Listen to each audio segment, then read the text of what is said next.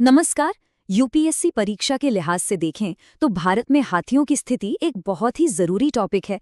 तो आज की इस विश्लेषण में हम लेटेस्ट सेंसस से लेकर कंजर्वेशन तक हर पहलू को समझने वाले हैं। इससे ये पक्का हो जाएगा कि सारी जरूरी और सटीक जानकारी हमारे पास हो। तो चलिए शुरू करते हैं। तो देखिए, हम बात कैसे करेंगे। सबसे पहले देखेंगे लेटेस्ट हाथी सेंसस को, फिर समझेंगे कि ये कहाँ रहते हैं, इन्हें क्या खतरे हैं और इनका कंजर्वेशन स्टेटस क्या है। और हाँ, सबसे आखिर में एग्जाम के लिए जो सबसे ज़रूरी पॉइंट्स हैं उनको फटाफट रिवाइज भी करेंगे। तो सबसे पहले बात करते हैं भारत के नई हाथी जनगणना की। देखिए, किसी भी आंसर में अच्छे नंबर लाने के लिए लेटेस्ट डेटा को समझना बहुत बहुत ज़रूरी होता है। अब ये आंकड़ा देखिए, जरा सोचिए, दुनिया के लगभग 60% जंगली एशियाई हाथी सिर्फ भारत में हैं। ये एक बहुत बड़ा नंबर है और ये फैक्ट भारत को एलिफेंट कंजर्वेशन में एक ग्लोबल लीडर बनाता है। अपने आंसर के इंट्रोडक्शन या कंक्लूजन में इस पॉइंट को लिखने से बहुत अच्छा इम्पैक्ट पड़ेगा। अच्छा, तो ये डेटा आया कहाँ से है? ये आता है साई रिपोर्ट से, जिसे wild life institute of India यानी WII ने जारी किया है। और जानते हैं इसकी सबसे खास बात क्या है? इसका तरीका। ये भारत की पहली DNA बेस्ड हाथी गणना है। इसका मतलब सीधा है, अब हमारे पास पहले से कहीं ज्यादा एक्यूरेट डेटा है। और जब डेटा एक्यूरेट हो तो कंजर्वेशन पॉलिसीज भी और असरदार बनते हैं। तो सवाल ये है कि ये हाथी भारत में रहते कहाँ हैं और उन्हें किन-किन मुश्किलों का सामना करना पड़ता है। ये समझना ज्योग्राफी और एनवायरनमेंट दोनों के लिहाज से बहुत ज़रूरी है। देखिए, भारत में हाथियों का डिस्ट्रीब्यूशन मेनली इन 4 इलाकों में है। लेकिन यहाँ एक पोटेंशियल प्रिलिम्स ट्रैप है, इस पर ध्यान देना होगा। वो है अंडमान द्वीप समूह में एक छोटी फेरल आबादी। अब ये फेरल क्या होता है? इसका मतलब है कि ये हाथी असल में पालतू थे, लेकिन अब जंगल में रह रहे हैं। तो ये एक बहुत ही यूनिक पॉपुलेशन है और इस पर सवाल बन सकता है। अच्छा, अगर राज्यों की बात करें तो ये चार्ट बिल्कुल साफ साफ दिखाता है कि कर्नाटक में हाथियों की आबादी सबसे ज्यादा है। उसके बाद नंबर आता है असम का और फिर तमिलनाडु का। एग्जाम के लिए इन टॉप 3 राज्यों का क्रम याद रखना ही रखना है। तो हाथियों के लिए सबसे बड़े खतरे क्या हैं? देखिए, एक तो उनके रहने की जगह कम हो रही है, जिसे हैबिटेट श्रिंकेज कहते हैं। फिर है ह्यूमन एलिफेंट कॉन्फ्लिक्ट, जो बढ़ता ही जा रहा है। इसके अलावा सड़कों और रेलवे लाइनों पर होने वाले एक्सीडेंट्स और बिजली के तारों से लगने वाला करंट, ये सब बड़ी चुनौतियां हैं। और ये सारे पॉइंट्स सीधे सीधे डेवलपमेंट वर्सेस एनवायरनमेंट कंजर्वेशन वाली डिबेट से जुड़ते हैं, जो मेंस के लिए एक बहुत ही इंपॉर्टेंट टॉपिक है। चलिए, अब जरा पॉपुलेशन नंबर से हटकर खुद एशियन एलिफेंट के बारे में कुछ इंटरेस्टिंग बायोलॉजिकल फैक्ट्स को समझते हैं। इसमें 3 बातें बिल्कुल याद रखनी है। पहली, ये एशिया का सबसे बड़ा लैंड मैमल है। दूसरी, इनका समाज मेट्रियार्कल होता है, मतलब एक एक्सपीरियंस्ड फीमेल हाथी ही पूरे झुंड को लीड करती है। और तीसरी, इनका जेस्टेशन पीरियड यानी गर्भकाल 22 महीने का होता है, जो सभी मैमल्स में सबसे लंबा है। ये तीनों सीधे सीधे प्रीलिम्स के फैक्ट्स हैं। ये जानना भी काफ़ी इंटरेस्टिंग है कि एशियाई हाथी, जिसका साइंटिफिक नेम एलएफएस मैक्सिमस है, उसकी 3 सबस्पीशीज़ हैं। इंडियन, जो हमारे यहाँ भारत में मिलती है, सुमात्रन और श्रीलंकन। अच्छा, अब आते हैं एक बहुत बहुत इंपॉर्टेंट सेक्शन पर। ये टॉपिक प्रीलिम्स और मेंस दोनों के लिए हाई यील्ड है। कंजर्वेशन स्टेटस पर सवाल हमेशा ही पूछे जाते हैं, तो यहाँ पूरा ध्यान देना है। इस टेबल को जरा ध्यान से देखिए। ग्लोबल लेवल पर IUCN रेड लिस्ट में ये एंडेंजर्ड हैं, यानी संकटग्रस्त। भारत के अंदर वाइल्ड लाइफ प्रोटेक्शन एक्ट 1972 के शेड्यूल 1 में है, जिसका मतलब है इन्हें हाईएस्ट लीगल प्रोटेक्शन मिली हुई है। और इंटरनेशनल ट्रेड को रोकने के लिए साइट्स के अपेंडिक्स 1 में है, मतलब इनके ट्रेड पर पूरी तरह से बैन है। ये तीनों स्टेटस एग्जाम के लिए मैंडेटरी हैं, इन्हें रट लीजिए। यहाँ एक और ज़रूरी फैक्ट है।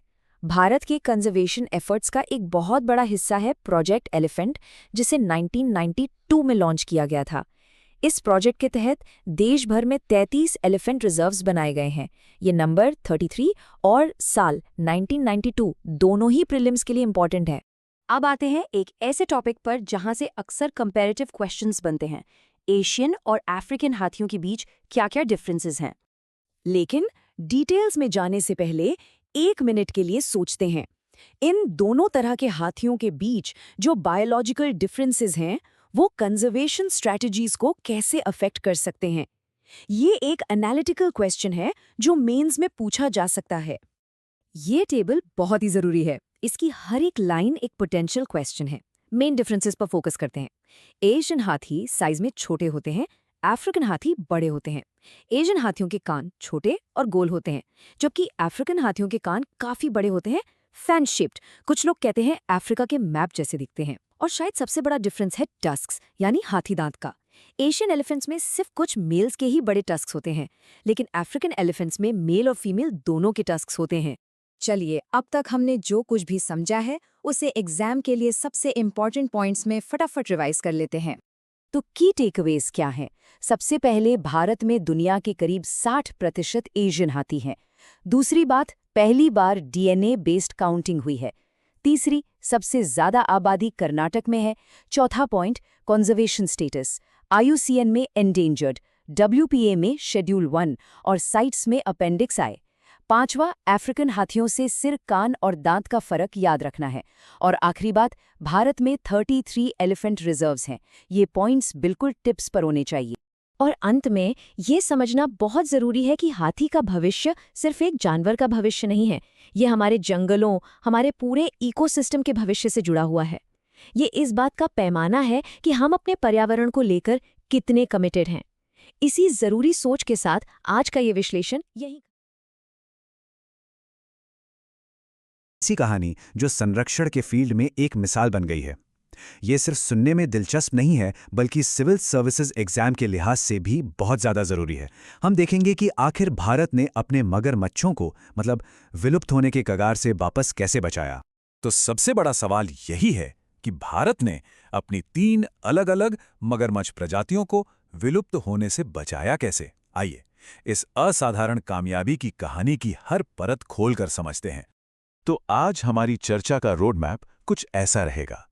सबसे पहले हम इस प्रोजेक्ट की नींव को समझेंगे, फिर भारत की उन 3 मगरमच्छ प्रजातियों से मिलेंगे, उनकी वापसी के शानदार आंकड़ों पर नजर डालेंगे, जरूरी कंजर्वेशन साइट्स को जानेंगे और हाँ, आखिर में एग्जाम के लिए एक क्विक रिवीजन भी करेंगे।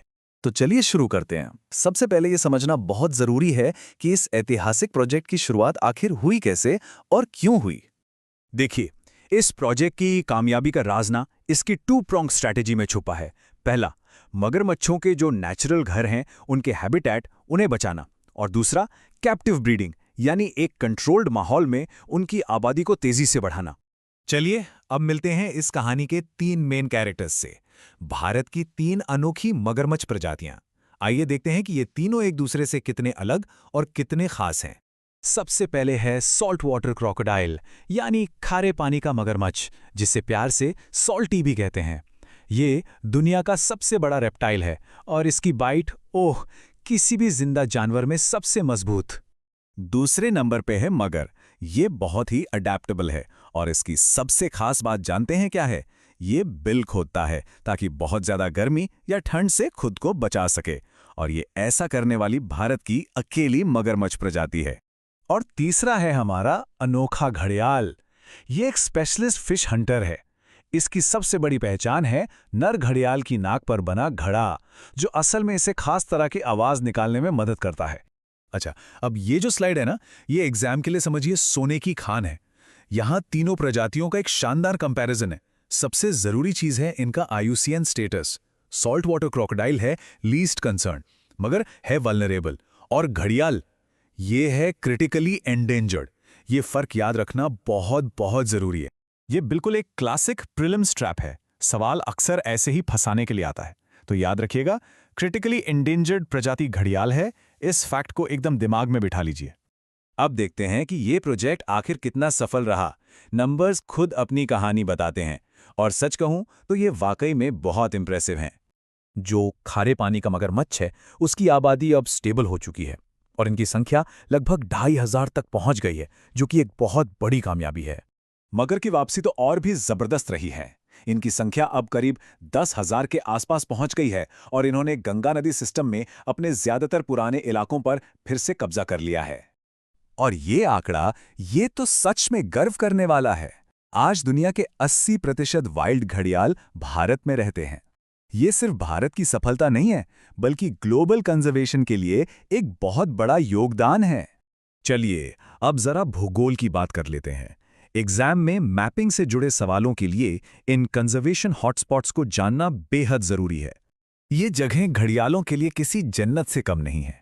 खास तौर पर नेशनल चंबल सैंक्चुरी पर ध्यान दें, जो 3 राज्यों में फैली है, मध्य प्रदेश, राजस्थान और उत्तर प्रदेश।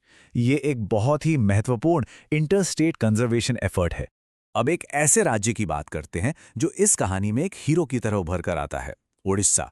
ये भारत का अकेला ऐसा राज्य है जहां तीनों तरह के मगरमच्छों का संरक्षण किया जाता है। और ओडिशा में भी हर प्रजाति के लिए एक स्पेशल सेंटर है। टीकरपाड़ा में घड़ियाल के लिए, डांगमल में सॉल्ट वाटर क्रोकोडाइल के लिए और रामतीर्थ में मगर के लिए।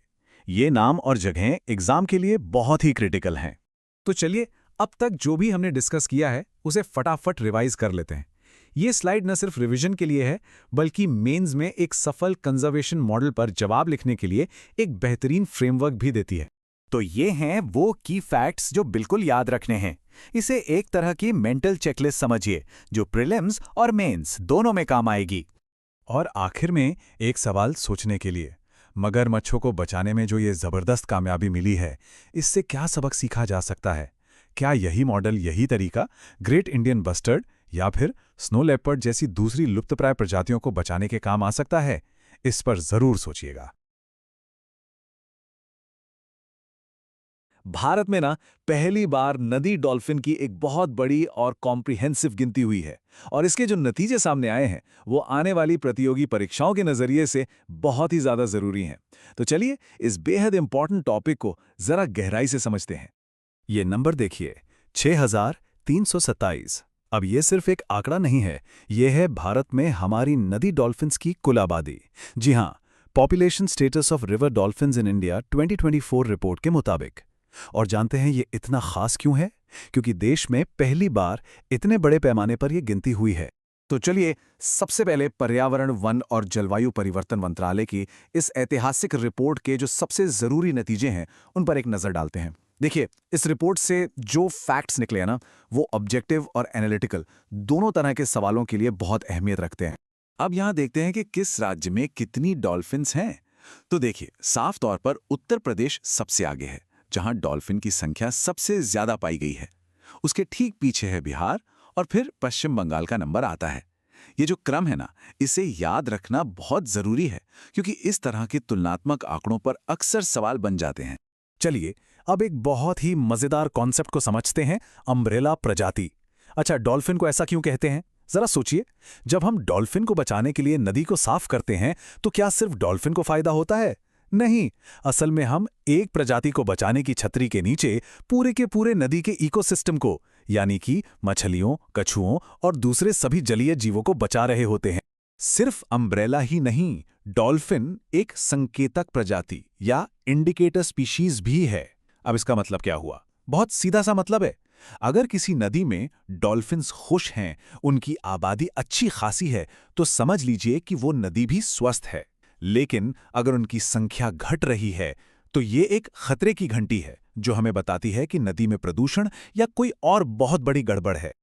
अच्छा, अब बात करते हैं भारत में पाई जाने वाली 2 अलग-अलग तरह की नदी डॉल्फिन्स की। देखिए, इन दोनों प्रजातियों के बीच का जो अंतर है ना, उसे समझना बहुत जरूरी है, क्योंकि अक्सर इनके गुणों की तुलना पर आधारित सवाल पूछे जाते हैं। तो चलिए इन पर खास ध्यान देते हैं। इनके जो लोकल नाम है वो भी काफी दिलचस्प है। गंगा डॉल्फिन जब सांस लेती है तो सूसू जैसी आवाज निकलती है, तो बस उसी से उसका नाम सूसू पड़ गया। वहीं सिंधु नदी के डॉल्फिन को भूलान कहा जाता है। ये छोटे छोटे फैक्ट्स कई बार मल्टीपल चॉइस क्वेश्चंस में बहुत काम आ जाते हैं। तो सबसे पहले बात गांगेय डॉल्फिन की। देखिए, सबसे पहली और सबसे जरूरी बात, ये भारत का राष्ट्रीय जलीय जीव है। इसे गंगा का बाघ यानी टाइगर ऑफ द गैंजेस भी कहते हैं। क्यों? क्योंकि बाघ की तरह ही ये अपने इकोसिस्टम का टॉप प्रेडेटर है। एक और हैरान करने वाली बात यह है कि ये देख नहीं सकती, मतलब लगभग अंधी होती हैं। तो फिर शिकार कैसे करती हैं? अपनी एक सुपर पावर से, इकोलोकेशन। ये ध्वनि तरंगे भेजकर अपने आसपास का एक पूरा नक्शा बना लेती हैं। कमाल है ना? अब आते हैं सिंधु डॉल्फिन पर। यह पंजाब का राज्य जलीय जीव है। जैसा कि नाम से ही लग रहा है, ये सिंधु नदी सिस्टम में मिलती है। लेकिन भारत में इसका ठिकाना एक बहुत ही खास जगह है, और यही वो पॉइंट है जहां अक्सर लोग कंफ्यूज हो जाते हैं। चलिए अगली स्लाइड में इसी कंफ्यूजन को दूर करते हैं। इस फैक्ट पर ना सब लोग स्टार मार्क लगा लीजिए। ये एक क्लासिक प्रीलिम्स ट्रैप है जहां अक्सर गलती हो जाती है। नाम है सिंधु डॉल्फिन, तो दिमाग में क्या आता है कि भाई सिंधु नदी में ही होगी, है ना? लेकिन नहीं, भारत में ये ब्यास नदी में पाई जाती हैं। इस बात को बिल्कुल गांठ बांध लीजिए, बहुत बहुत जरूरी है। इनके संरक्षण की स्थिति को समझने के लिए ये टेबल बहुत काम की है। गौर करने वाली बात यह है कि दोनों ही प्रजातियों को सबसे ऊंचे लेवल की सुरक्षा मिली हुई है। IUCN की रेड लिस्ट में ये एंडेंजर्ड यानी संकटग्रस्त हैं, वाइल्ड लाइफ प्रोटेक्शन एक्ट 1972 के शेड्यूल 1 में हैं और साइट्स के अपेंडिक्स I में भी शामिल हैं। यानी कानूनी तौर पर इन्हें बचाने के लिए हर संभव प्रावधान मौजूद हैं। अब सवाल उठता है कि जब इन्हें इतनी सुरक्षा मिली हुई है तो फिर इनके अस्तित्व पर खतरा क्यों मंडरा रहा है? अब उन चुनौतियों और वजहों को समझना जरूरी है जो इन डॉल्फिन्स के लिए खतरा बनी हुई है। किसी भी टॉपिक पर एक बैलेंस नजरिया बनाने और एनालिटिकल जवाब लिखने के लिए ये समझना बेहद जरूरी है। इनके सामने जो खतरे हैं वो एक नहीं बल्कि कई हैं। सबसे पहला तो है मछली पकड़ने के गलत तरीके, जिनके जालों में ये बेचारी अक्सर फंस जाती हैं। फिर है नदियों पर बनते बड़े बड़े बांध जो इनके घर को, इनके आने जाने के रास्ते को टुकड़ों में बांट देते हैं। बढ़ता हुआ प्रदूषण तो है ही एक बड़ी वजह, साथ में इंसानी दखलंदाजी और हाँ, क्लाइमेट चेंज की वजह से पानी में खारेपन का बढ़ना भी एक बड़ा खतरा बनता जा रहा है। लेकिन ऐसा नहीं है कि सिर्फ चुनौतियां ही चुनौतियां हैं। अच्छी बात यह है कि इन खतरों से निपटने के लिए कई लेवल पर कोशिशें भी हो रही हैं। तो चलिए अब देखते हैं कि डॉल्फिन्स को बचाने के लिए आखिर क्या-क्या कदम उठाए जा रहे हैं। इन कोशिशों में कुछ बड़े मील के पत्थर भी शामिल हैं, जैसे साल 2020 में लॉन्च हुआ प्रोजेक्ट डॉल्फिन। ये ठीक प्रोजेक्ट टाइगर की तर्ज पर बनाया गया एक कॉम्प्रिहेंसिव प्रोग्राम है। इसके साथ ही बिहार में विक्रमशिला सेंचुरी इनके लिए एक सुरक्षित पनाहगाह का काम करती है और पटना में बना नेशनल डॉल्फिन रिसर्च सेंटर इस दिशा में साइंटिफिक रिसर्च को और आगे बढ़ा रहा है। तो ये एक पूरा का पूरा फ्रेमवर्क है जो डॉल्फिन संरक्षण के लिए काम कर रहा है। प्रोजेक्ट डॉल्फिन सबसे ऊपर एक अम्ब्रेला स्कीम की तरह काम करता है। जमीन पर विक्रमशिला सैंक्चुरी जैसे प्रोटेक्टेड एरियाज हैं। रिसर्च और डेवलपमेंट के लिए पटना में NDRC है और मैनेजमेंट को बेहतर बनाने के लिए CARDS जैसे साइंटिफिक टूल्स का भी इस्तेमाल किया जा रहा है। तो चलिए, अब तक हमने जो भी जरूरी बातें सीखी हैं उन्हें फटाफट से एक बार दोहरा लेते हैं। ये वो की पॉइंट्स हैं जो इस पूरे टॉपिक का सार हैं और इन्हें याद रखना बहुत जरूरी है। सबसे पहले रिपोर्ट के मुख्य आंकड़े। कुल आबादी कितनी है? 6327। इनमें ज्यादातर कौन सी हैं? गंगेर डॉल्फिन, जिनकी संख्या है 6324। सबसे ज्यादा डॉल्फिन वाला राज्य उत्तर प्रदेश। और इनकी पारिस्थितिक भूमिका क्या है? अम्ब्रेला और इंडिकेटर यानी संकेतक प्रजाति। अब खासतौर पर गांगेर डॉल्फिन के बारे में क्या है? ये हमारा राष्ट्रीय जलीय जीव। इसके दो प्यारे नाम हैं, सुसु और गंगा का बाघ। संरक्षण की स्थिति याद रखिए, IUCN में संकटग्रस्त और WPA और साइटेस दोनों में टॉप प्रोटेक्शन लिस्ट में शामिल है। और सिंधु डॉल्फिन, ये है पंजाब का राज्य जलीय जीव जिसे भुलान कहते हैं। और वो खास फैक्ट जिस पर गलती हो सकती है, भारत में इसका घर ब्यास नदी है, सिंधु नहीं। इसकी IUCN स्थिति भी गांगेर डॉल्फिन की तरह ही संकटग्रस्त है। और आखिर में संरक्षण के लिए उठाए गए कदम। सबसे बड़ा कदम है 2020 में लॉन्च हुआ प्रोजेक्ट डॉल्फिन। इनके लिए सबसे जरूरी प्रोटेक्टेड एरिया है बिहार का विक्रमशिला। और इन पर रिसर्च का सबसे बड़ा केंद्र कहाँ है? वो है पटना में, NDRC। इस पूरी चर्चा के बाद एक बहुत बड़ा सवाल हमारे सामने आकर खड़ा होता है। एक तरफ हम अपनी नदियों का इस्तेमाल विकास के लिए करना चाहते हैं, जलमार्ग बना रहे हैं, डैम बना रहे हैं, और दूसरी तरफ हमारे राष्ट्रीय जलीय जीव का अस्तित्व दांव पर लगा है। तो सवाल ये है कि विकास की इन जरूरतों और हमारे नेशनल एक्वेटिक एनिमल के अस्तित्व के बीच संतुलन कैसे बनाया जाए? ये एक ऐसा सवाल है जो पॉलिसी मेकिंग से लेकर हमारी अपनी समझ तक हर स्तर पर सोचने के लिए मजबूर करता है। नमस्कार, क्या आप जानते हैं कि भारत से 99% से ज्यादा गिद्ध गायब हो चुके हैं? जी हां, 99%। यह सिर्फ एक चौंकाने वाला आंकड़ा नहीं बल्कि UPSC की परीक्षा के लिहाज से एक बहुत ही जरूरी टॉपिक है। तो आज हम भारत में गिद्ध संरक्षण यानी वल्चर कंजर्वेशन और हाल ही में आई WII की रिपोर्ट को एग्जाम के नजरिए से समझेंगे। तो सवाल यह है कि अचानक से गिद्धों पर इतनी बात क्यों हो रही है? इसकी वजह है एक बिल्कुल नई रिपोर्ट, और यही हमारी आज की चर्चा का स्टार्टिंग पॉइंट है। चलिए समझते हैं कि इस रिपोर्ट में ऐसा क्या खास है। यह सवाल इस पूरे विश्लेषण का आधार है। देखिए, गिद्धों का संरक्षण तो हमेशा से ही जरूरी रहा है, लेकिन ये जो नई रिपोर्ट आई है ना, ये प्रीलिम्स और मेंस दोनों के लिए नए और पोटेंशियल क्वेश्चंस खड़े करती है। आइए देखते हैं कैसे। सबसे पहले WII यानी wild life institute of India को समझिए। ये भारत की टॉप कंजर्वेशन रिसर्च संस्था है। अब तक हमारे पास जो भी डेटा था वो अलग अलग हिस्सों का था। ये पहली बार है कि पूरे भारत का एक साथ एक कॉम्प्रहेंसिव असेसमेंट किया गया है। इसीलिए ये रिपोर्ट एक लैंडमार्क, एक गेम चेंजर है। तो चलिए सीधे मुद्दे पर आते हैं। इस रिपोर्ट के मेन फाइंडिंग्स यानी मुख्य निष्कर्ष हैं क्या? इस असेसमेंट से कुछ बहुत ही दिलचस्प और जरूरी बातें सामने आई हैं। रिपोर्ट का पहला और सबसे बड़ा टेकअवे ये नंबर है, 54%। मतलब जितने भी गिद्धों के घोंसले मिले, उनमें से आधे से ज्यादा प्रोटेक्टेड एरियाज के अंदर थे। ये आंकड़ा साफ साफ बताता है कि इन सुरक्षित इलाकों के बाहर गिद्ध कितने ज्यादा खतरे में हैं। रिपोर्ट का फोकस उन 4 प्रजातियों पर है जो एक्सटिंक्शन यानी विलुप्ति की कगार पर खड़ी हैं। इन्हें क्रिटिकली इंडेंजर्ड कहा जाता है। अब हम एक एक करके इन चारों को देखेंगे, क्योंकि प्रीलिम्स में मैच द फॉलोइंग वाले सवाल यहीं से बनते हैं। पहली है इंडियन वल्चर। जैसा कि नाम से ही पता चल रहा है, ये भारत के दिल यानी मध्य भारत में पाई जाती है, और इसका सबसे बड़ा गढ़ राजस्थान की मुकुंदरा हिल्स। तो याद रखें, इंडियन वल्चर, सेंट्रल इंडिया। दूसरी प्रजाति है व्हाइट रम्प्ड वल्चर। इसकी सबसे बड़ी आबादी मिलती है हिमालय की गोद में, खास तौर पर हिमाचल प्रदेश की कांगड़ा घाटी में। तो एक मेंटल पिक्चर बना लीजिए, सफेद पूंछ वाले गिद्ध बर्फीले पहाड़ों में। अब चलते हैं नॉर्थ ईस्ट की तरफ। यहां ऊपरी असम के जंगलों में स्लेंडर बिल्ड यानी पतली चोंच वाले गिद्धों का घर है। इनकी ब्रीडिंग पॉपुलेशन यहीं पर कॉन्सेंट्रेटेड है। और चौथी प्रजाति है रेड हेडेड वल्चर। यहां 2 शब्दों पर ध्यान देना बहुत जरूरी है, खंडित आबादी और अबाधित जंगल। इसका मतलब है कि ये प्रजाति बहुत सेंसिटिव है और इससे बड़े शांत जंगलों की जरूरत है, जो अब कम होते जा रहे हैं। ये पॉइंट मेंस के आंसर के लिए बहुत अच्छा है।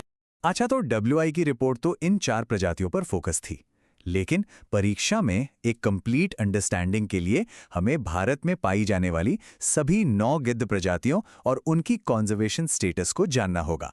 ये स्लाइड, इसको तो आप स्टार मार्क कर लीजिए। ये आपके नोट्स के लिए गोल्ड माइन है। इसमें IUCN की रेड लिस्ट के हिसाब से भारत की सभी 9 गिद्ध प्रजातियों की स्थिति बताई गई है, क्रिटिकली एंडेंजर्ड से लेके लीस्ट कंसर्न तक। इस टेबल को ध्यान से देख लीजिए। और अब आता है एक बहुत बड़ा प्रीलिम्स ट्रैप। भले ही इन प्रजातियों का IUCN स्टेटस अलग अलग हो, लेकिन भारत के वाइल्ड लाइफ प्रोटेक्शन एक्ट 1972 के तहत सभी 9 प्रजातियों को शेड्यूल 1 में रखा गया है। इसका मतलब है कि इन्हें बाघ और हाथी के बराबर हाईएस्ट लेवल का लीगल प्रोटेक्शन मिला हुआ है। कानून तो बना दिया गया, पर सवाल यह है कि आखिर ये गिद्ध गायब क्यों हो रहे हैं? जमीन पर वो कौन से खतरों का सामना कर रहे हैं और हम उन्हें बचाने के लिए क्या कर रहे हैं? देखिए, खतरे तो कई हैं, लेकिन एक नाम है जो हमेशा याद रखना है, डाइक्लोफेनाक। ये मवेशियों को दी जाने वाली एक दर्द निवारक दवा है। जब इस दवा वाले जानवर मर जाते हैं और गिद्ध उन्हें खाते हैं, तो ये उनके लिए जहर बन जाती है, उनकी किडनी फेल हो जाती है, और यही उनकी आबादी में 99% की गिरावट का सबसे बड़ा कारण है। तो इस मैसिव क्राइसिस से निपटने के लिए भारत ने एक मल्टी प्रोंग स्ट्रैटेजी अपनाई है। एक तरफ वल्चर कंजर्वेशन ब्रीडिंग सेंटर्स में उनकी आबादी बढ़ाई जा रही है, तो दूसरी तरफ एक कॉम्प्रिहेंसिव नेशनल एक्शन प्लान भी लागू किया गया है। और ये देखिए, एक बहुत ही innovative community based conservation model, Jharkhand का गिद्ध रेस्टोरेंट। मेंस की परीक्षा में केस स्टडी के तौर पर मेंशन करने के लिए ये एक शानदार उदाहरण है। इससे पता चलता है कि अब संरक्षण सिर्फ सरकार का काम नहीं रहा, टेक्नोलॉजी और सिविल सोसाइटी ऑर्गेनाइजेशंस यानी NGOs भी एक बहुत जरूरी भूमिका निभा रहे हैं। ये पोर्टल डेटा इकट्ठा करने और निगरानी में मदद करता है। चलिए, हमने काफी कुछ समझ लिया है। अब इस सारी जानकारी को एग्जाम के नजरिए से फिल्टर करते हैं। प्रीलिम्स में कहाँ गलती हो सकती है और मेंस में एक अच्छा उत्तर कैसे लिखा जा सकता है। प्रीलिम्स में एग्जामिनर आपको यहीं फंसा सकता है। वो अलग अलग प्रजातियों के IUCN स्टेटस को मिक्स कर देंगे या किसी प्रजाति को गलत राज्य से जोड़ देंगे। लेकिन सबसे बड़ा ट्रैप है लीगल प्रोटेक्शन वाला। याद रखिए, IUCN स्टेटस कुछ भी हो, भारत में सभी गिद्ध शेड्यूल 1 में हैं, कोई एक्सेप्शन नहीं। अगर मेंस में इस पर सवाल आता है, तो एक हाई स्कोरिंग आंसर लिखने के लिए ये आपका ब्लूप्रिंट है। इस फ्रेमवर्क का इस्तेमाल करके आप एक वेल स्ट्रक्चर्ड और कॉम्प्रिहेंसिव जवाब लिख सकते हैं। चलिए 5 सेकंड में सब कुछ रिवाइज करते हैं। WII की पहली पैन इंडिया रिपोर्ट, 4 प्रजातियां क्रिटिकली एंडेंजर्ड, सबसे बड़ा खतरा डाइक्लोफेनाक, कानूनी संरक्षण सभी शेड्यूल 1 में, और मुख्य पहल नेशनल एक्शन प्लान और ब्रीडिंग सेंटर्स। बस इतना याद रखना है। और जाते जाते ये सवाल जरूर सोचिएगा, अगर प्रकृति के ये सफाई कर्मी ही नहीं रहे तो इनकी जगह कौन लेगा, और इसकी कीमत हमारा इकोसिस्टम और हम कैसे चुकाएंगे। ये सिर्फ एक प्रजाति को बचाने की बात नहीं है, ये पूरे सिस्टम के स्वास्थ्य का सवाल है।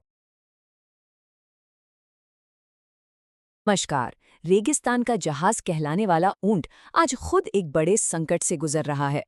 सिविल सेवा परीक्षा के लिहाज से देखें तो ये टॉपिक करंट अफेयर्स और पर्यावरण दोनों के लिए ही बहुत जरूरी हो जाता है। तो चलिए आज इस पूरे मुद्दे को एग्जाम ओरिएंटेड तरीके से समझते हैं। ये नंबर, जरा इस पर गौर कीजिए। 1970 के दशक से अब तक भारत में ऊंटों की आबादी में 75% से भी ज्यादा की गिरावट आई है। ये सिर्फ एक आंकड़ा नहीं है, बल्कि एक बहुत ही गंभीर चेतावनी है जिस पर हमें फौरन ध्यान देना होगा। इस पूरे विश्लेषण को हमने एक क्लियर स्ट्रक्चर दिया है, बिल्कुल वैसे ही जैसे आप परीक्षा की तैयारी करते हैं। हम पहले प्रॉब्लम को समझेंगे, फिर उसके कारण जानेंगे, ऊंटों से जुड़े इंपॉर्टेंट फैक्ट्स देखेंगे, उनकी खास नस्लों के बारे में बात करेंगे, सरकारी पहल पर चर्चा करेंगे और आखिर में एक क्विक रिवीजन समरी भी होगी। तो शुरू करते हमारे पहले सेक्शन से, भारत के खत्म होते ऊंट और इसका करंट अफेयर्स में क्या कॉन्टेक्स्ट है, मतलब ये टॉपिक अचानक से खबरों में क्यों आ गया। तो देखिए, ये मामला इसलिए चर्चा में है क्योंकि हाल ही में ministry of fisheries, animal husbandry and dairying ने फूड एंड एग्रीकल्चरल ऑर्गेनाइजेशन यानी FAO के साथ मिलकर ऊंटों पर एक ड्राफ्ट पॉलिसी पेपर तैयार किया है। एग्जाम के लिए ये मंत्रालयों और संगठनों के नाम याद रखना बहुत जरूरी है। अब आता है दूसरा सेक्शन, गिरावट के कारण। इस हिस्से को आप सीधे सीधे अपने मेंस के जवाब के लिए एक फ्रेमवर्क्स की तरह इस्तेमाल कर सकते हैं, क्योंकि जब भी किसी समस्या पर सवाल आता है तो उसके रूट कॉज को समझना ही सबसे जरूरी होता है। तो आखिर वो मुख्य कारण है क्या? सबसे पहले तो इनकी जो ट्रेडिशनल इकोनॉमिक यूटिलिटी थी वो कम हो गई है। दूसरा, चराई के लिए जो जमीन थी वो भी घट गई है। फिर एनवायरमेंटल स्ट्रेस भी है, जैसे कि मरुस्थलीकरण। और आखिर में ऊंट से जुड़े जो प्रोडक्ट्स हैं उनके लिए मार्केट भी ठीक से डेवलप नहीं हो पाया है। इन सभी पॉइंट्स को आप अपने आंसर में इकोनॉमिक, एनवायरमेंटल और इंस्टीट्यूशनल हेडिंग्स के अंदर आराम से लिख सकते हैं। चलिए अब कुछ कोर कॉन्सेप्ट्स पर फोकस करते हैं जो सीधे सीधे प्रीलिम्स के लिए इंपॉर्टेंट हैं। ये है हमारा तीसरा सेक्शन, भारतीय ऊंटों के बारे में जरूरी बातें। ये याद रखना जरूरी है कि भारत के करीब 90% ऊंट राजस्थान और गुजरात के सूखे इलाकों में ही मिलते हैं। इसीलिए तो इन्हें रेगिस्तान का जहाज कहते हैं। राइका, रबारी, फकीरानी जाट जैसे समुदाय ये पारंपरिक ऊंट पालक रहे हैं। और हाँ, इनका इकोलॉजिकल रोल भी बहुत बड़ा है। ये डिजर्टिफिकेशन को रोकने में मदद करते हैं। अब एक क्लासिक सवाल जो अक्सर एस्पिरेंट्स को कंफ्यूज कर देता है, ऊंट के कुबड़ में आखिर होता क्या है, पानी या कुछ और? इसका सही जवाब है फैट यानी वसा, पानी नहीं। ये एक तरह का एनर्जी रिजर्व है। ये एक क्लासिक प्रीलिम्स ट्रैप है, इसे अच्छे से याद कर लीजिए। कुबड़ में पानी नहीं बल्कि फैट जमा होता है। ठीक है, तो अब हम अपने चौथे सेक्शन पर आ गए हैं, जो है प्रमुख ऊंट नस्लों पर एक फैक्चुअल डीप डाइव। यहाँ से सीधे सीधे फैक्ट बेस्ड सवाल बन सकते हैं। भारत में ज्यादातर ड्रोमेडरी यानी एक कुबड़ वाले ऊंट मिलते हैं। इनमें से एक नस्ल तो बहुत ही अनोखी है, खराई ऊंट। ये गुजरात में मिलते हैं और इनकी खासियत ये है कि ये समुद्र में 3 किलोमीटर तक तैर सकते हैं और मैंग्रोव खाकर जिंदा रहते हैं। है ना कमाल की बात। इनके अलावा बीकानेरी अपनी ताकत के लिए, जैसलमेरी सफारी के लिए और मेवाड़ी दूध के लिए जानी जाती है। अब एक बहुत जरूरी अंतर को समझ लेते हैं। ड्रोमेडरी ऊंट, जिसका एक कुबड़ होता है, वो राजस्थान जैसे गर्म रेगिस्तान में मिलता है। वहीं बैक्ट्रियन ऊंट के 2 कुबड़ होते हैं और ये लद्दाख के ठंडे रेगिस्तान में पाया जाता है। Single hump versus double hump, hot desert versus cold desert, ये अंतर बिल्कुल क्लियर होना चाहिए। और यहीं पर एक और बहुत जरूरी बात आती है, वाइल्ड बैक्ट्रियन कैमल, जिसका साइंटिफिक नाम कैमलस फिरूज है, वो एक अलग प्रजाति है। और इसका IUCN रेड लिस्ट स्टेटस है क्रिटिकली एंडेंजर्ड, यानी गंभीर रूप से संकटग्रस्त। ये पालतू बैक्टीरियन ऊंट से अलग है और ये छोटा सा अंतर एग्जाम में मार्क्स का बड़ा अंतर ला सकता है।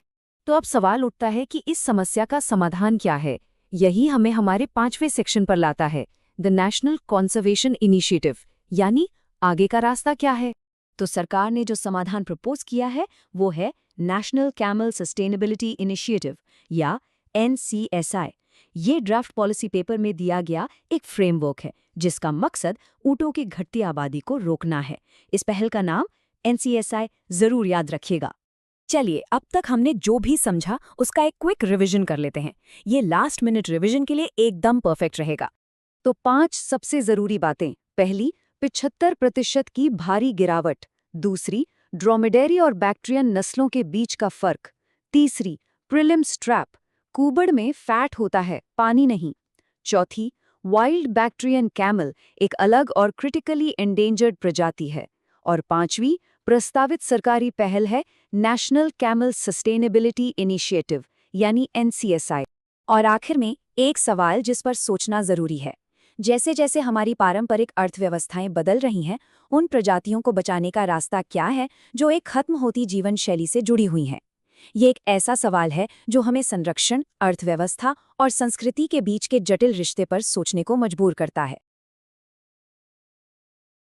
हिमालय की ऊंचाइयों पर रहने वाले एक बहुत ही शानदार जानवर की, जो हाल ही में कुछ वैज्ञानिक वजहों से खबरों में है, जंगली याक। अगर UPSC की तैयारी चल रही है तो ये टॉपिक बेहद ज़रूरी हो सकता है। तो आइए इसे गहराई से समझते हैं। तो सबसे पहला सवाल मन में यही आता है कि याक अचानक से न्यूज़ में क्यों है। ये तो हम सब जानते हैं कि सिविल सेवा परीक्षा में करंट अफेयर से जुड़े सवाल अक्सर पूछे जाते हैं, इसलिए ये जानना तो बनता है। तो हुआ ये है कि हाल ही में ICAR के वैज्ञानिकों ने एक बहुत बड़ी कामयाबी हासिल की है। उन्होंने घरेलू याक, जिसका साइंटिफिक नाम बॉस ग्रूनियंस है, उसका पहला क्रोमोसोम लेवल जीनोम तैयार कर लिया है। अब मज़ेदार बात यह है कि ये घरेलू याक जंगली याक यानी बॉस मूटिस का ही सीधा वंशज है। इस रिसर्च से हमें ये समझने में मदद मिलती है कि आखिर ये जानवर इतनी ज़्यादा ऊंचाई पर रहने के लिए जेनेटिकली कैसे ढल जाते हैं। आज की इस पूरी चर्चा को हमने तैयारी में मदद के लिए कुछ हिस्सों में बांट दिया है। हम हाल के कॉन्टेक्स्ट से शुरू करेंगे, फिर जंगली और घरेलू याक का फर्क समझेंगे। इसके बाद जंगली याक के बारे में कुछ खास फैक्ट्स, उसका कंजर्वेशन स्टेटस और उस पर मंडराते खतरों पर बात करेंगे। और हाँ, प्रीलिम्स के लिए सबसे ज़रूरी पॉइंट्स को भी देखेंगे और आखिर में फटाफट सब कुछ रिवाइज करेंगे। तो चलिए सबसे पहले बात करते हैं इसके हालिया संदर्भ की। यहीं से ये पूरा टॉपिक परीक्षा के लिए इतना इम्पॉर्टेंट हो जाता है। अब आते हैं एक बहुत ही ज़रूरी सवाल पर जहां अक्सर कन्फ्यूजन होता है। जंगली और घरेलू याक के बीच आखिर फ़र्क क्या है? एग्जाम के लिए इस अंतर को समझना बहुत बहुत ज़रूरी है। इस स्लाइड पर ज़रा ध्यान दीजिए। सबसे बड़ा और सबसे ज़रूरी अंतर है इनके वैज्ञानिक नामों में। जंगली याक है बॉस म्यूटिस, जबकि घरेलू याक है बॉस ग्रूनियंस। मतलब जंगली याक घरेलू याक का पूर्वज है। वहीं दूसरी तरफ घरेलू याक को हिमालय का जहाज भी कहते हैं, क्योंकि ये ऊंचे पहाड़ों पर रहने वाले समुदायों को मांस, दूध और ट्रांसपोर्टेशन में मदद करता है। एक और दिलचस्प फैक्ट ये है कि आम मवेशियों के मुकाबले घरेलू याक के फेफड़े और दिल बड़े होते हैं, जो उन्हें कम ऑक्सीजन में भी जिंदा रहने में मदद करते हैं। ठीक है, तो अब जब जंगली और घरेलू याक का फर्क साफ हो गया है, तो चलिए अब खास तौर पर जंगली याक के बारे में कुछ जरूरी फैक्ट्स पर नजर डालते हैं। ये जानकारी नोट्स बनाने के लिए बहुत काम की है, तो थोड़ा ध्यान दीजिएगा। तो जंगली याक मिलते कहाँ हैं? ये आपको मिलेंगे 4000 से 6100 मीटर की ऊंचाई पर, जहां अल्पाइन टुंड्रा, घास के मैदान और ठंडे रेगिस्तानी इलाके होते हैं। भौगोलिक रूप से ये चीन और भारत के मूल निवासी हैं। और हाँ, एक बहुत ही इम्पॉर्टेंट फैक्ट जो याद रखना है वो ये है कि ये भूटान से क्षेत्रीय रूप से विलुप्त हो चुके हैं। अच्छा, अब इनके रहन सहन की बात करें तो जंगली याक मौसम के हिसाब से माइग्रेट करते हैं। मतलब सर्दियों में ये नीचे की घाटियों में आ जाते हैं। इनका खाना मुख्य रूप से घास और कुछ दूसरी जड़ी बूटियां हैं। ये झुंड में रहने वाले जानवर हैं जो कभी कभी तो 100 से भी ज्यादा के बड़े ग्रुप्स में दिखते हैं या फिर 10-20 के छोटे छोटे झुंडों में। अब आते हैं उस सेक्शन पर जो प्रीलिम्स और मेंस दोनों के लिहाज से बहुत ही क्रिटिकल है, कंजर्वेशन स्टेटस और खतरे। ये टेबल देखिए, रिवीजन के लिए ये बहुत काम आएगी। IUCN की रेड लिस्ट में जंगली याक को वल्नरेबल यानी सुभेद्य कैटेगरी में रखा गया है। भारत के वाइल्ड लाइफ प्रोटेक्शन एक्ट 1972 के तहत इसे शेड्यूल 1 में जगह मिली है, जो कि सबसे ऊंचे लेवल की प्रोटेक्शन है। और कन्वेंशन ऑन माइग्रेटरी स्पीशीज यानी CMS में ये अपेंडिक्स 1 में लिस्टेड है। तो जंगली याक को आखिर खतरा किस किस चीज से है? 2 सबसे बड़े खतरे हैं। पहला, कमर्शियल पोचिंग, मतलब गैर कानूनी शिकार, खासकर इसके मांस के लिए। और दूसरा है घरेलू याक के साथ इंटरब्रीडिंग। इससे होता यह है कि जंगली याक का जो असली जीन पूल है वो कमजोर पड़ जाता है और उनकी जेनेटिक शुद्धता पर खतरा आ जाता है। चलिए अब आते हैं सबसे मजेदार और सबसे जरूरी हिस्से पर, प्रीलिम्स के वो पेयर्स यानी वो जाल जिनसे हमें बचना है। तो क्या प्रीलिम्स में पूछे जाने वाले इन मुश्किल सवालों के लिए तैयारी पक्की है? चलिए देखते हैं। यहाँ 4 मुख्य जाल हैं जिनसे सावधान रहना है। पहला, प्रजाति का कन्फ्यूजन। बॉस म्यूटस जो जंगली है को बॉस ग्रूनियंस जो घरेलू है से मिक्स नहीं करना है। दूसरा, भौगोलिक रेंज, याद रहे ये भूटान में विलुप्त है। तीसरा, IUCN स्टेटस, इसका स्टेटस वल्नरेबल VU है, एंडेंजर्ड EN नहीं, ये एक बहुत ही कॉमन मिस्टेक है। और चौथा, कानूनी सुरक्षा, इसे WPA 1972 के तहत शेड्यूल I में हाईएस्ट प्रोटेक्शन मिली हुई है। और अब आखिर में सब कुछ समेटते हैं एक क्विक रिवीजन के साथ। ये रही आपकी फाइनल समरी स्लाइड। तो एक नज़र में सारे ज़रूरी फैक्ट्स को फिर से देख लेते हैं। साइंटिफिक नाम बॉस म्यूटस, आवास तिब्बती पठार का अल्पाइन टुंड्रा, वितरण भारत और चीन लेकिन भूटान में विलुप्त, IUCN status vulnerable VU, WPA 1972 schedule 1 और मुख्य खतरे अवैध शिकार और इंटरब्रीडिंग। इस स्लाइड का एक स्क्रीनशॉट ले लेना, लास्ट मिनट रिवीजन के लिए एकदम परफेक्ट रहेगा। और अंत में मेंस की तैयारी के लिए एक सोचने वाला सवाल, ऐसी कौन सी नई रणनीतियां हो सकती हैं जिनसे जंगली याक के संरक्षण और हिमालयी समुदायों की आजीविका की जरूरतों के बीच एक संतुलन बनाया जा सके? इस पर जरूर सोचिएगा, क्योंकि ये सवाल कंजर्वेशन और ह्यूमन डेवलपमेंट के जटिल रिश्ते को दिखाता है। इस विश्लेषण में शामिल होने के लिए धन्यवाद। तमिलनाडु की एक नई कंजर्वेशन पहल। अब देखिए, ये पूरी की पूरी पहल सिर्फ एक नंबर के इर्द गिर्द घूमती है और वो नंबर है 4। जी हाँ, 4 ऐसी प्रजातियां हैं जिनका संरक्षण मतलब उनको बचाना बहुत ही ज्यादा जरूरी हो गया है। और इन 4 प्रजातियों के लिए तमिलनाडु सरकार ने कितनी रकम सैंक्शन की है? पूरे 1 करोड़ रुपए। और बस इसी वजह से ये टॉपिक हमारे एग्जाम के लिए आप समझ लीजिए एक हॉट टॉपिक बन जाता है। ठीक है, तो चलिए अब इसमें थोड़ा और गहराई से उतरते हैं। हम इस पूरे एनालिसिस को 5 हिस्सों में बांट कर देखेंगे। इससे होगा ये कि आपको नोट्स बनाने में बहुत आसानी होगी और हर एक पॉइंट बिल्कुल साफ हो जाएगा। तो सबसे पहले आइए इसका कॉन्टेक्स्ट समझते हैं, मतलब आखिर ये पूरा कंजर्वेशन एफर्ट है क्या और सरकार कर क्या रही है। तो देखिए, सरकार ने खास तौर पर इन 4 लुप्तप्राय प्रजातियों को चुना है: lion tailed macaque, Madras hedgehog, striped hyena और हम्प हेडेड महासीर मछली। और हाँ, इन 4 की अपनी अलग अलग खासियतें हैं और इनको बचाने में अलग अलग तरह की चुनौतियां भी हैं। चलिए तो एक एक करके इन सबको समझते हैं। शुरुआत करते हैं हमारी पहले प्रजाति से, लायन टेल्ड मकाक। अच्छा, अब इस पर जरा गौर कीजिए। ये जो टेबल है ना, ये एग्जाम के लिए बहुत जरूरी है। सबसे खास बात क्या है? इसका प्रोटेक्शन स्टेटस। देखिए, ये वाइल्ड लाइफ प्रोटेक्शन एक्ट 1972 के शेड्यूल 1 में भी है और साइट्स के अपेंडिक्स 1 में भी। इसका सीधा सा मतलब है कि इसे प्रोटेक्शन का सबसे ऊंचा दर्जा यानी कि हाईएस्ट लेवल ऑफ प्रोटेक्शन मिला हुआ है। आगे बढ़ते हैं। अब हम 2 ऐसी प्रजातियों को देखेंगे जो जमीन पर रहती हैं और साथ ही साथ उनका एक तुलनात्मक विश्लेषण भी करेंगे। तो पहले बात करते हैं मद्रास हेजहॉग की, जिसे कांटेदार चूहा भी कहते हैं। अब यहां पर जो सबसे जरूरी पॉइंट है वो है इसका साइट्स स्टेटस। ध्यान से देखिए, ये साइट्स में लिस्टेड नहीं है और यहीं पर प्रीलिम्स का एक PH मतलब एक ट्रैप क्वेश्चन बनता है। यहीं फंसाया जा सकता है। अब जरा इसकी तुलना स्ट्राइप्ड हाइना से कीजिए। हाइना WPA के शेड्यूल 1 में तो है, लेकिन साइट्स में कहाँ है? अपेंडिक्स 3 में। मतलब साइट्स में इससे थोड़ी कम प्रोटेक्शन मिली है। देख रहे हैं, यही वो छोटे छोटे अंतर हैं, वो बारीकियां हैं जहां से एग्जाम में सवाल उठाए जाते हैं। और अब आती है हमारी आखिरी प्रजाति, जो पानी की दुनिया का एक बादशाह है और इसका एक बहुत ही जबरदस्त निकनेम भी है। इसे कहते हैं कावेरी का बाघ, टाइगर ऑफ कावेरी। जानते हैं क्यों? क्योंकि जब ये मछली पकड़ी जाती है ना, तो ये एक बाघ की तरह ही जबरदस्त मुकाबला करती है, आसानी से हार नहीं मानती। और यहाँ हमारे एग्जाम के लिए एक और बहुत ही दिलचस्प पॉइंट निकल कर आता है। देखिए, महसीर मछली वाइल्ड लाइफ प्रोटेक्शन एक्ट 1972 के तहत साफ साफ लिस्टेड नहीं है, मतलब नॉट एक्सप्लिसिटली लिस्टेड। और यही बात इसके कंजर्वेशन स्टेटस को काफी पेचीदा, काफी कॉम्प्लेक्स बना देती है। ठीक है, तो अब तक हमने जो भी समझा, चलिए उसे फटाफट रिवाइज कर लेते हैं।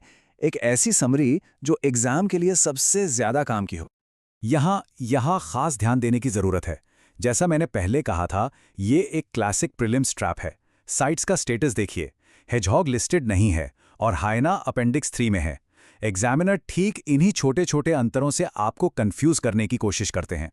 तो ये है आपकी फाइनल रिवीजन चेकलिस्ट। ये टेबल मैच द फॉलोइंग वाले सवालों के लिए आप मान लीजिए रामबाण है। इसे बिल्कुल याद कर लेना है। Lion tailed macaque schedule 1 appendix 1, striped hyena schedule 1 appendix 3, Madras hedgehog schedule 2 CITES में नहीं, और महासीर WPA में साफ साफ नहीं, साइट्स में भी नहीं।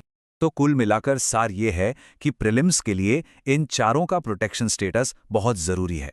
लेकिन ये टॉपिक सिर्फ यहीं खत्म नहीं होता। ये हमें मेंस की तैयारी के लिए एक बड़े सवाल की ओर ले जाता है। सोचिए जरा, इतनी अलग अलग तरह की प्रजातियों के लिए जब जमीनी स्तर पर संरक्षण के प्रयास किए जाते हैं, तो उन्हें लागू करने में सबसे बड़ी व्यवहारिक चुनौती क्या होती है? ये एक सवाल है जिस पर आपको सोचना चाहिए।